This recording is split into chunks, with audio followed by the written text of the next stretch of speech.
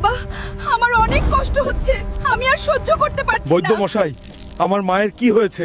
উনার শরীরের এই অবস্থা কেন? হাল্ক, তোর মায়ের উপর কালো জাদু হয়েছে। তোকে আজ ভোরের আগেই সিংহাসুর দৈত্যের শিং আনতে হবে, না হলে তোর মা সারা জীবনের জন্য পাথর হয়ে যাবে।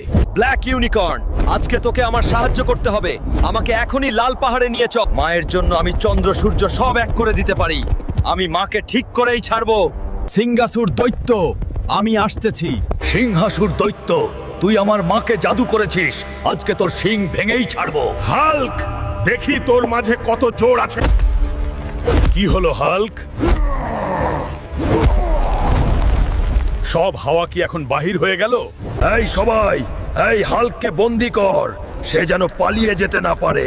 হাহা, এবার তোকে কে বাঁচাবে হাল্ক? সিংহাসুর দৈত্য, আমার কোটি কোটি ভক্ত আমাকে দেখছে। আমি আগামী পর্বে তোকে শেষ করেই ছাড়বো। তোমরা সাবস্ক্রাইব করে আমার